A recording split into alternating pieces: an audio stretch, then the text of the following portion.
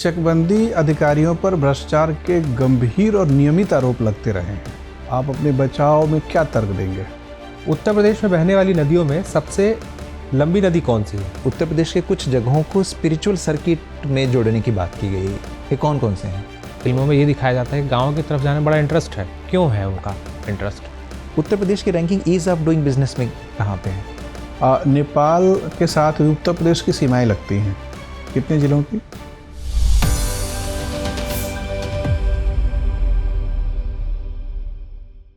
May I come in, sir? Come in. Thank you, sir. Good afternoon, sir. Good afternoon. बैठिए Rajiv. Thank you, sir. परिचय दीजिए। Sir मैंने अपनी graduation Aligarh मुस्लिम university से Zakir Hussain college से BTech किया हुआ है सर, इलेक्ट्रिकल इंजीनियरिंग में। सर मेरी हॉबीज़ होम डेकोरेशन है और अभी करंटली मैं एज अ सहायक चकबंदी अधिकारी डिस्ट्रिक्ट बुलंदशहर में पोस्टेड हूँ सर। चकबंदी क्या होती है?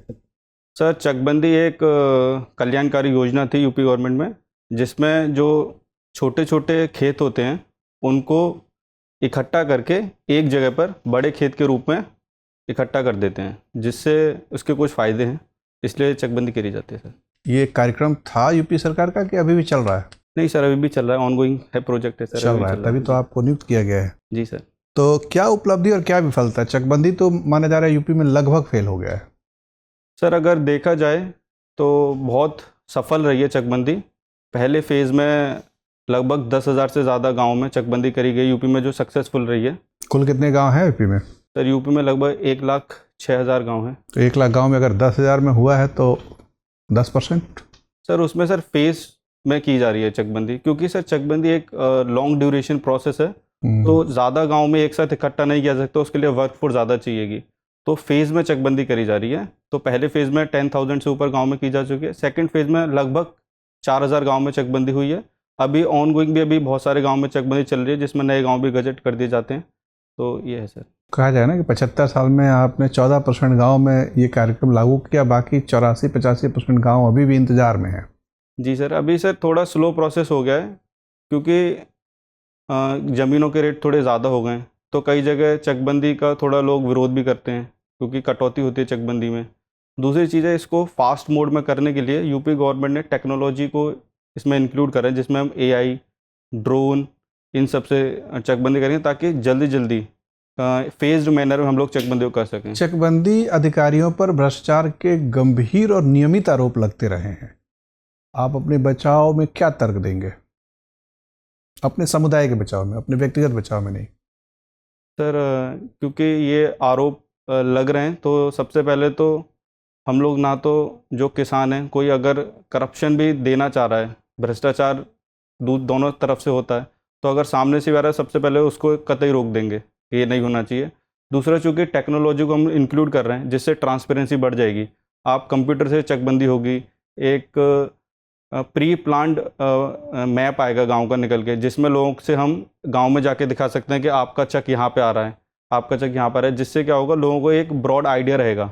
मतलब अब प्रशासकों का डिस्क्रिप्शन कम हो गया है। जी सर। लेकिन पहले तो डिस्क्रिप्शन था ना? जी सर। तो जो ज़्यादा दक्षिणा देता था उसके पक्ष में फैसले हो जाते थे। नहीं सर, बिल्कुल इससे झुटाना भी गलत होगा कि ऐसा नहीं था, ऐसा होता भी था। लेकिन चूंकि मैंने ऐसे खुद अपने डिपार्टमेंट ऑफिसर्स को देखा है, जहाँ पर निष्पक्ष तरीके से। नहीं, हर समुदाय में कुछ लोग तो बहुत निष्ठावान और ईमानदार होते ही होते हैं, ये तो मानना ही पड़ेगा। सर ये थोड़ा तो सर डिपार्टमेंट पे लगता है कि करप्शन होता है, लेकिन अब धीरे धीरे सर वो फेज आउट हो रहा है टेक्नोलॉजी के थ्रू, कम हो रहा है।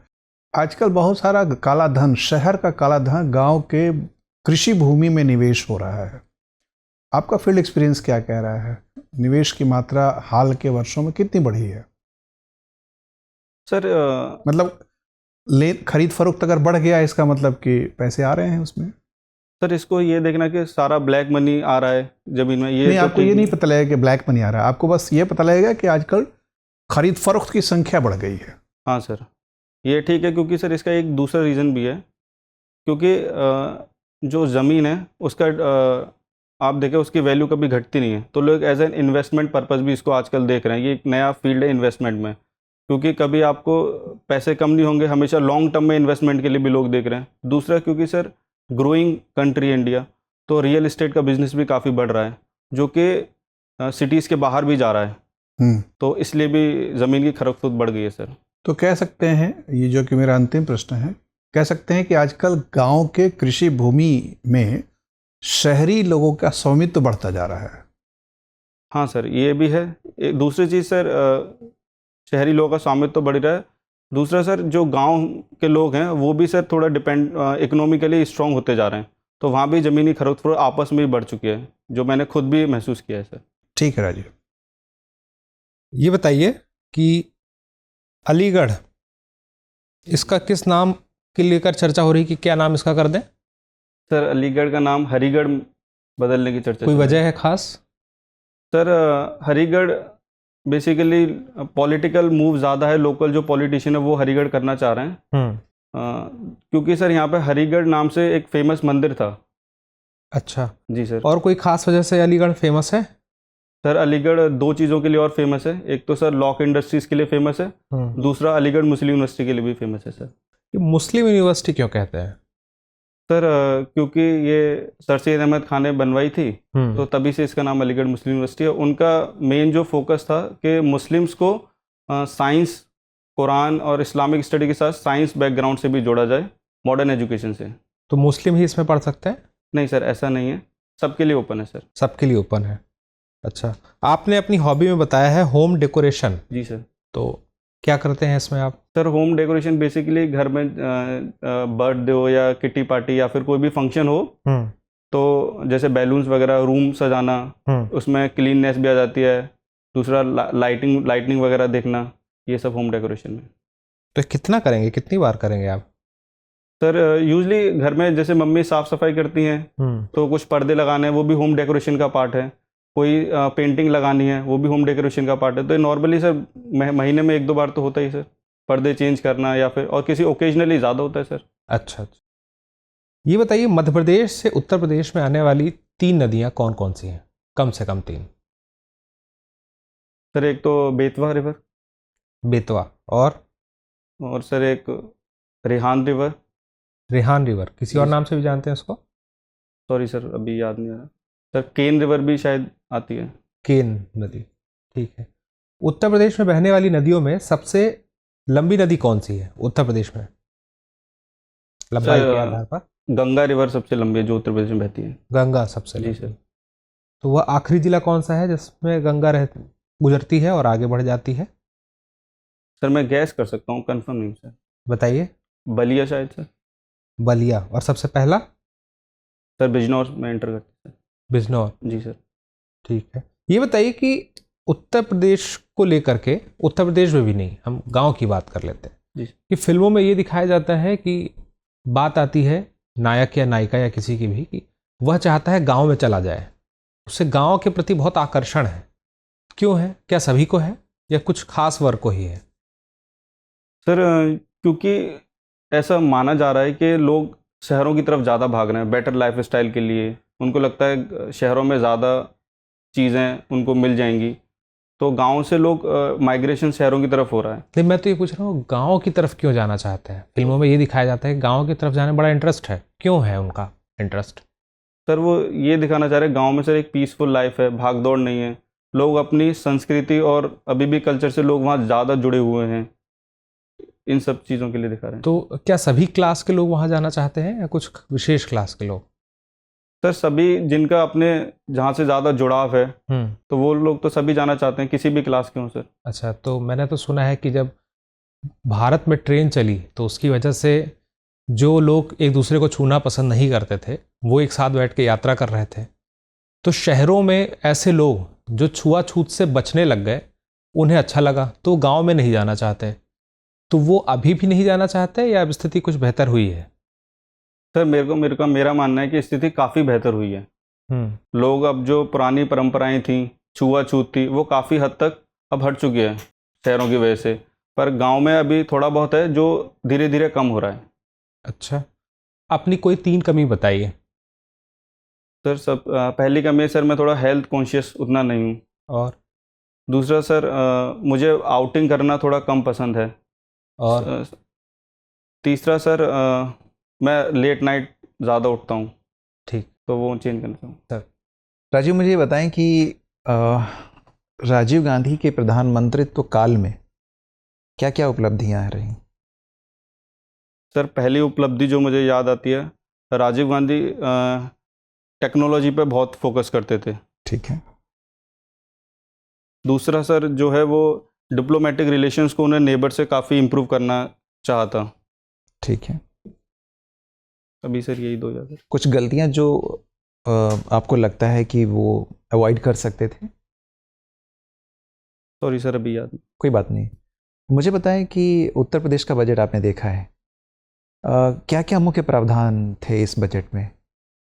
सर जो पहला प्रावधान है वो 1 ट्रिलियन डॉलर इकोनॉमी बनानी थी बाय 2027। ठीक है। सेकंड, सेल्फ रिलायंट यूपी पे फोकस कर रहे हैं। तीसरा सर रिन्यूएबल एनर्जी पे यूपी अपने आप को फोकस कर रहा है। ठीक है।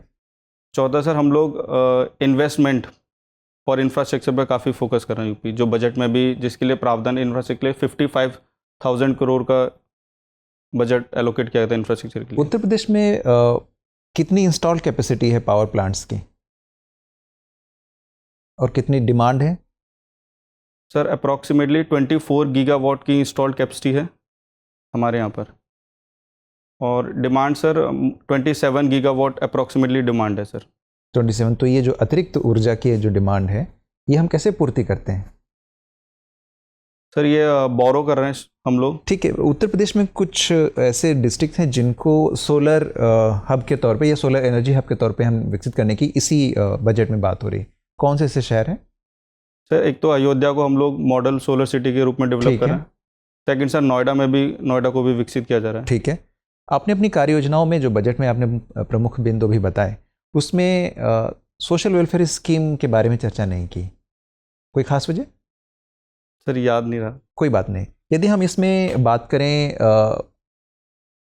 दिव्यांग जनों के कल्याण के लिए, तो कोई खास तरीके की योजना प्रस्तावित है? सॉरी सर अभी मैं रिकॉल नहीं कर ठीक पा है। रहा हूँ। महिलाओं के कल्याण के लिए? सर मुख्यमंत्री महिला सामर्थ्य योजना है एक तो। दूसरा सर कन्या सुमंगलम योजना भी है जिसके लिए बजट एलोकेट किया गया है सर। अच्छा, ये मुझे बताएं कि अभी हाल ही में उत्तर प्रदेश में शक्ति दीदी जो है एक फ्लैगशिप प्रोग्राम चलाया गया है, ये क्या है? सॉरी सर अभी याद नहीं, अब गैस कर सकता हूँ अगर आप बोलें। गेस मत करिए, मुझे बताइए कि उत्तर प्रदेश में सेल्फ हेल्प ग्रुप जो है वो टोटल कितने नंबर्स में हैं जो वेमेन वेलफेयर को प्रमोट करने के लिए बनाए जाते हैं? Sorry sir. अच्छा, कोई बात नहीं। उत्तर प्रदेश की ranking ease of doing business में कहाँ पे है? I guess sir 19th position पे ईज ऑफ डूइंग बिजनेस में स्टेट्स में, other as compare to the other state. Other state 19 sure नहीं हूँ सर, शायद। श्योर नहीं है। कोई बात नहीं। मुझे पता है अभी हाल ही में इस बजट में उत्तर प्रदेश के कुछ जगहों को स्पिरिचुअल सर्किट में जोड़ने की बात की गई है। ये कौन कौन से हैं? सर एक तो मथुरा को स्पिरिचुअल से जोड़ने की बात करी गई है। दूसरा शायद गोरखपुर को भी ज्वाइन करने की बात करी गई है। ठीक है। गोरखपुर, देवी पाटन। जी सर। और इधर पश्चिम उत्तर प्रदेश से कोई है? मथुरा आपने बताया। सर मथुरा भी तो यही याद है। अंतिम प्रश्न राजीव आपसे, जाकिर हुसैन जी का भारत की शिक्षा नीति में क्या योगदान है? सर जाकिर हुसैन जी ने एक यूनिवर्सिटी इस्टेब्लिश करी थी अलीगढ़ में, जो कि आज फेमसली जामिया मिलिया इस्लामिया के नाम से जानी जाती है।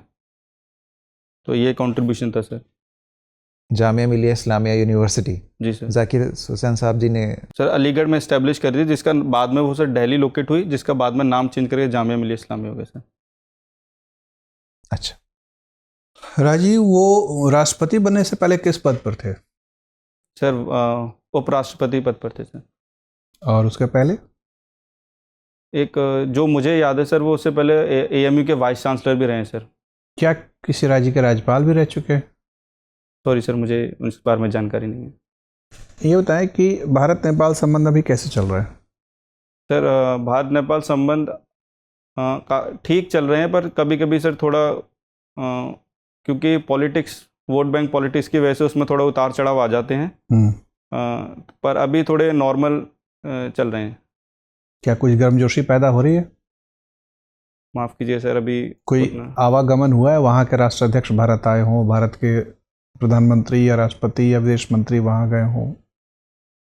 सॉरी सर, मैं अभी अपडेट नहीं हूँ, मैं जाके देखूँगा। ओके। नेपाल के साथ उत्तर प्रदेश की सीमाएं लगती हैं, कितने जिलों की? सर 60 डिस्ट्रिक्ट की लगती है। 7। जी सर। और उनकी सुरक्षा की जवाबदेही किस संस्था पर है? Sir SSB। ठीक है, एसएसबी के ऊपर और क्या जवाबदेही है? Other than SSB sir. Other than Nepal के साथ जो बॉर्डर है उसकी सुरक्षा के अलावा और किस देश के बॉर्डर की सुरक्षा की जवाबदेही है? माफ़ कीजिएगा सर यार। कोई बात नहीं, ठीक है राजीव, आपका इंटरव्यू हो गया, आप जा सकते हैं। Thank you sir. may I come in sir? आइए आइए, बैठिए। Thank you sir. अब चूंकि आप असिस्टेंट कंसल्टेंट ऑफिसर हैं, जी सर। तो नक्शा देखना आपका पेशा है। जी सर। अभी तक गांव के नक्शे देख रहे हैं, पूरे दिल्ली का भी नक्शा, पूरे यूपी का नक्शा देखें, जी सर। और नक्शे से संबंधित जो भी सवाल आए उसमें आपसे उम्मीद है कि आप तपाक से उत्तर दें। और चूंकि आप ग्रामीण विकास पदाधिकारी के रूप में, कंसल्टिंग ऑफिसर का काम ही दरअसल कृषि और ग्रामीण विकास में एक अपनी भूमिका निभाने का है, तो आपसे वो विज़न भी एक्सपेक्टेड है कि आप ग्रामीण विकास की एक जो दृष्टि होनी चाहिए वो आप रखें। और आपसे बहुत तरह के ऐसे कार्यक्रमों का उल्लेख पूछा सकता है, गोवर्धन विलेज योजना, डेवलपमेंट रिगार्डिंग। हाँ, जो आपके विभाग से परोक्ष रूप से जुड़ा है। दूसरी चीज़ ये है कि 93 के बाद प्रशासकीय संस्थाओं को पंचायती संस्थाओं के साथ काम करना है, तो उस पर कुछ कड़वे सवाल पूछे जा सकते हैं ये जांचने के लिए कि आप में वो लोकतांत्रिक मूल्य है कि नहीं। जैसे सामान्य अभिजात्य धारणा ये रहती है कि जनता जिन प्रतिनिधियों को चुनती है वो सब निकम्मे अनपढ़ लोग होते हैं, ये एक अभिजात्य भावना है। जी सर। कहीं वही भावना आपके अंदर भी नहीं छिपी है कि अगर होगा तो सहयोग नहीं कर पाएंगे आप, बाहरी तौर पर करेंगे लेकिन दिल से सहयोग नहीं करेंगे। तो उससे पंचायतों वगैरह से सवाल भी आपसे आ सकता है। उसमें प्रखंड पंचायत स्तर पर शायद आप लोगों को ज़्यादा संपर्क होता होगा। जी सर, पंचायत लेवल पे होता है सर। तो एक तो ग्राम पंचायत है, ग्राम पंचायत वाले भी आप आके दफ्तर में बैठे रहते होंगे, जी सर। तो उनको तो आप ज़्यादा भाव नहीं देते होंगे, लेकिन प्रखंड पंचायत के जो पदाधिकारी हैं जी सर। वो तो आपके एक तरह से समकक्ष हो जाते हैं। तो वो फिर जिला पंचायत के साथ आपका क्या सहयोग है, जिला पंचायत की योजना बनाने में क्या भूमिका है, ठीक है। तो ये सब चीज़ें हैं, लेकिन कुल मिला के हम लोगों ने चूँकि एक सीमित समय में परखना होता है, तो जिन जिन सवालों को परखा गया उसमें आपके जवाब अच्छे थे। या तो आप जवाब अच्छा दे रहे थे या कम से कम प्रयास करते हुए दिख रहे थे, दोनों सकारात्मक माना जाता है। एंट्री ठीक थी, बैठने की भंगिमा ठीक है, टाई का कलर थोड़ा हटके है लेकिन अच्छा लग रहा है, नॉट बैड। आप इसको भी यूज़ कर सकते हैं, कोई थोड़ा लाइट कलर करना है नहीं, ठीक है, क्योंकि शाइनिंग नहीं है, शाइनिंग नहीं होना चाहिए, नॉट बैड, ठीक लग रहा है। बैठने का पोस्चर थोड़ा सा और टाइट रखेंगे तो थोड़ा सा शरीर सीधा रहे, ये ठीक है सर। हाँ ऐसे ठीक है, बेहतर लग रहा है। सेव वेव कर लीजिएगा हाँ उसे, सर। ठीक है। बाकी फ्लो वगैरह ठीक है, आवाज़ का स्तर भी ठीक लग रहा है, विश्लेषण क्षमता है, ईमानदारी भी है, आपने जहाँ तक संभव हुआ प्रश्नों का ईमानदारी से जवाब दिया। और वो एक साहस की चीज़ होती है, क्योंकि उससे प्रशासक में साहस का गुण भी होना चाहिए, कई बार साहस का प्रदर्शन करना पड़ता है।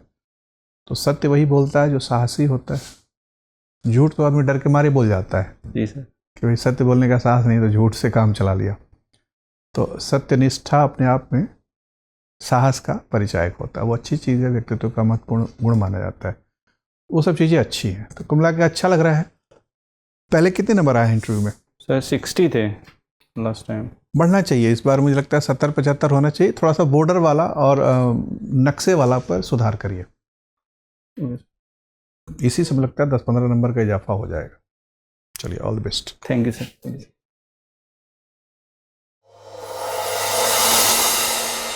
डियर व्यूअर्स, अपने एग्जाम की तैयारी को और बेहतर करने के लिए हमारे चैनल को लाइक, शेयर और सब्सक्राइब करना न भूलें।